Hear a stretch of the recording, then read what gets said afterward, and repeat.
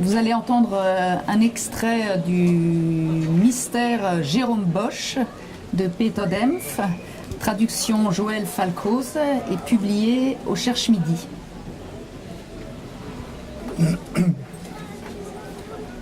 Nervös trommelte Michael Kaye mit den Fingern auf das Fensterbrett. Er wartete schon eine halbe Stunde auf seinen Mitarbeiter Antonio de Nebria, der ihm eine sensationelle Entdeckung angekündigt hatte. Dass in Madrid die Uhren anders liefen, hatte Kaye in den vergangenen 2 Wochen mehrfach erfahren müssen. Zwar genoss er es, zu den wenigen Spezialisten zu gehören, die für behutsame Bildrestaurierungen eingesetzt wurden, aber an diesem Nachmittag war er höchst unzufrieden und kam mit seiner Arbeit kaum voran. Kaye streckte sich und blickte durch das Fenster hinaus auf den Retiro. Ihn erstaunte das matte Grün des Parks noch immer, das von der Sonne ausgelaugt wurde. Süden. Nach dem Telefonanruf in Berlin hatte er sich sofort ins Flugzeug gesetzt und war hierher geflogen.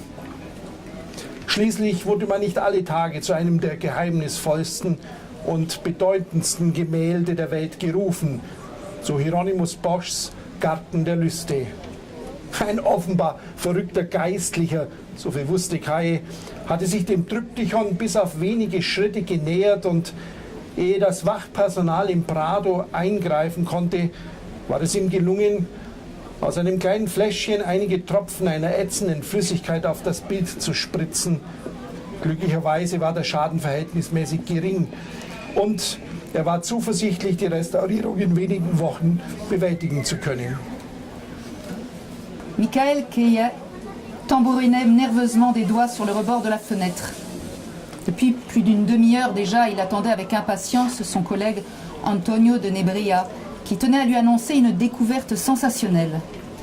Il avait eu plus d'une occasion durant ces 2 dernières semaines de réaliser qu'on avait à Madrid une perception du temps toute particulière. Kaye appartenait au cercle restreint de spécialistes que l'on engageait pour réaliser des restaurations délicates de tableaux.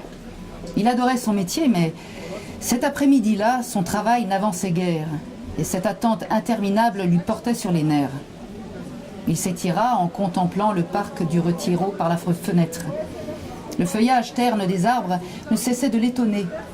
Sous la lumière crue du soleil d'Espagne, les couleurs s'estompaient. Un simple coup de téléphone, alors qu'il était encore chez lui à Berlin, avait suffi pour le convaincre de sauter dans le premier avion pour Madrid. Ce n'était pas tous les jours qu'on était appelé à s'occuper de l'un des plus remarquables et mystérieux tableaux du monde, le Jardin des délices de Jérôme Bosch. Un ecclésiastique manifestement dérangé s'était approché du triptyque et avant que les gardiens du Prado n'avaient pu intervenir, il avait réussi à jeter sur le chef-d'œuvre quelques gouttes d'une solution acide contenue dans un petit flacon. Heureusement, les dommages étaient relativement minimes et Kaye pensait pouvoir restaurer le tableau en quelques semaines. Vom Paseo de Prado wehte das Brausen des Feierabendverkehrs herüber. Doch der laue Wind, der durch das geöffnete Fenster hereinstrich, verschaffte ihm in der stickigen Luft des Büros über den Werkstätten des Prados wenigstens etwas Erleichterung.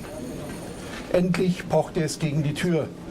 Bevor Kaye reagieren konnte, wurde sie aufgerissen und ein untersetzter Mann, blass unter seinem weißen Haarschopf, mit roten Flecken am Hals, hinkte rasch auf Kayes Schreibtisch zu. Ein wenig atemlos verkündete er: Michael, kommen Sie, Ihre Bilder haben wirklich Unglaubliches offengelegt. Sehen Sie sich das einmal genau an. Er warf ihm 2 Abzüge auf den Schreibtisch. Die erste Aufnahme zeigte einen schwimmenden Schnabelfisch, so groß wie ein Hamster, der ein Buch in der Hand hielt und aufmerksam darin las. Kaye beugte sich über das Foto. Unregelmäßige helle Flecken waren darauf verteilt, Beschädigungen, verursacht durch die Säurespritzer. Über das Buch des Schnabelfischs war eine breite Bahn der ätzenden Chemikalie gelaufen. Und, sehen Sie's? Kaye atmete tief ein. Nein, Antonio, ich fürchte, ich sehe nichts. Lo siento, nichts. Die eine Hand Antonio de Nebrias begann im Haar zu wühlen, die andere fuhr über das Gesicht ein ums andere Mal. dass Sie nichts erkennen, Michael? Sind Sie blind? Sie wollen nicht sehen, aber dort ist etwas. Es sieht aus wie eine Schrift. Non comprendes? Dort hat jemand etwas geschrieben. Warum sonst ein Buch? Verstehen Sie? Du Paseo del Prado s'élevait le bourdonnement du trafic intense qui régnait toujours en fin de journée. La brise tiède qui se glissait par la fenêtre ouverte n'apportait qu'un maigre soulagement, incapable de chasser la touffeur qui régnait dans le bureau situé au-dessus des ateliers du musée. Enfin, on frappa à la porte. Celle-ci s'ouvrit brusquement avant que Caille n'ait eu le temps de répondre, et un homme trapu, au teint blafard, franchit le seuil en boitant. Sous sa crinière blanche, la peau de son cou était grêlée de taches rouges. Regardez ça. Michael, vos photos ont révélé quelque chose d'incroyable. De Nebria lança 2 clichés sur la table de travail.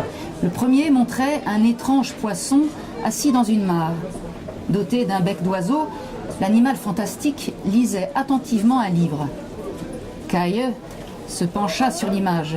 On y voyait des petites taches claires, irrégulières, causées par les projections d'acide sulfurique. En coulant, le vitriol avait laissé une large traînée sur le livre du poisson haut.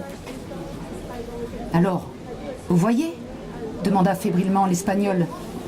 Caille prit une longue inspiration. « Non, Antonio, je ne vois rien. » De Nebria passa une main sur son visage et de l'autre se gratta furieusement le crâne.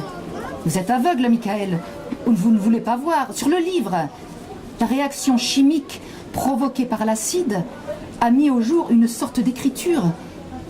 Vous ne comprenez donc pas? C'est un message.